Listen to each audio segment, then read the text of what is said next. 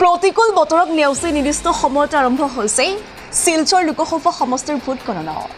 শিলচৰ ৰামনগৰ ISBTত গণনা প্ৰক্ৰিয়া যথেষ্ট নিৰাপত্তা ব্যৱস্থাৰ মাজেৰে শান্তিপূৰ্ণভাৱে আৰম্ভ হৈছে। গঢ়ি তোলা হৈছে কটকটীয়া নিৰাপত্তা ব্যৱস্থা। প্ৰায় 1 কিলোমিটাৰ দূৰৰ পৰা পৰ্যাপ্ত নিৰাপত্তা কৰ্মীসকলে জোৰদাৰভাৱে নিৰাপত্তা গঢ়ি তোলা দেখিবলৈ পোৱা গৈছে শিলচৰত। আনফালে শিলচৰ লোকসভা বিজেপি প্ৰাৰ্থী পৰিমল শুক্লবৈদ্যই কয় যে দেশসহ অসমত বিজেপিয়ে আশানুৰূপ ফল লাভ কৰিব আৰু তেওঁৰ দাবী 3 পৰা 3.5 লাখ ভোটৰ ব্যৱধানত জয়লাভ নিশ্চিত হ'ব পৰিমল শুক্লবৈদ্যৰ। দীৰ্ঘ প্ৰতীক্ষাৰ অন্ত পৰিল আজি। অলপতেই আমাৰ গণনাৰ ভোটেৰ গণনাৰ কাম আৰম্ভ হ'ব। মই অলপ আগতে আহিছোঁ। আগতীয়াকৈ অহাৰ এটাই উদ্দেশ্য যে বতৰো ভাল নহয়। আমাৰ দলীয় যিসকল কাউণ্টিং এজেণ্ট তেওঁলোক আহি পাইছে নে নাই, তেওঁলোকৰ কিবা অসুবিধা হৈছে নে নাই, এই কথাখিনি আমি দেখিলোঁ। আৰু চৰকাৰী পৰ্যায়ৰ কামখিনি ধুনীয়াকৈ চলি আছে। তেওঁলোকে ভাল ব্যৱস্থাও কৰিছে গণনাৰ ক্ষেত্ৰত। আৰু আমাৰ জয় পৰাজয়ৰ কথা আপুনি যিটো সুধিছে, আমি ইলেকশ্যনৰ পাছতে আমি আমাৰ সংগঠনৰ লগতে কথা কৈছোঁ আপ টু বুথ লেভেল।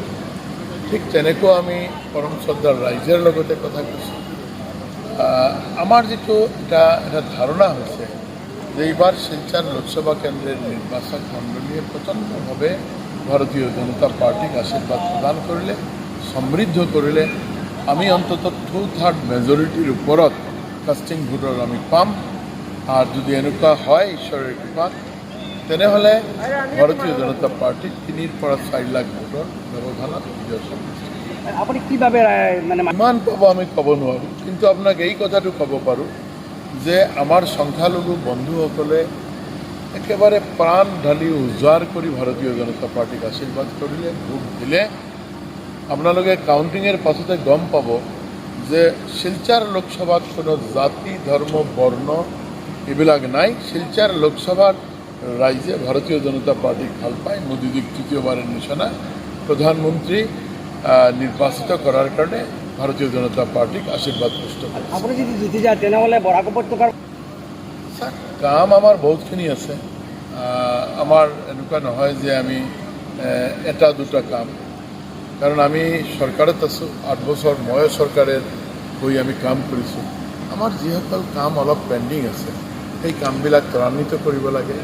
আৰু এটা কাম, বিশেষকৈ এটা কাম যে আমাৰ এই বৰাক উপত্যকাত বা শিলচৰ লোকসভাত আমাৰ যি নিবনুৱা যুৱকসকল আছে, তেওঁলোকৰ কাৰণে আমাৰ প্ৰাইভেট ছেক্টৰ হওক বা চৰকাৰী ছেক্টৰৰ ফালৰ পৰা কিবা যদি আমি ডাঙৰ ফেক্টৰী বা কিবা প্ৰতিষ্ঠান আমি গঢ় লৈ উঠাব পাৰোঁ, তেনেহ'লে আমাৰ কৰ্মসংস্থানৰ কথাটো যুৱ বন্ধুসকলে তেওঁলোকৰ ওচৰ পাজৰতো যদি পায়, তেনেহ'লে বাহিৰত যাব নালাগে।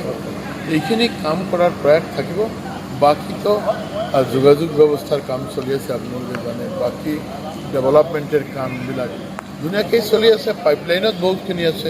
এবিলাক যিমান সোনকালে পাৰোঁ আমি গ্রাউন্ডেড করার আমি চিন্তা করি। মাধ্যমে সম্মানিত জনসাধারণের কাছ থেকে আশীর্বাদ চাইছি, যেভাবে স্বতঃস্ফূর্তভাবে আমাদের কংগ্রেস কর্মী তথা কর্মীদের সাথে শিলচর লোকসভা এলাকার আভামর জনসাধারণ স্বতঃস্ফূর্তভাবে আমাদের এই নির্বাচনে অংশগ্রহণ করেছেন।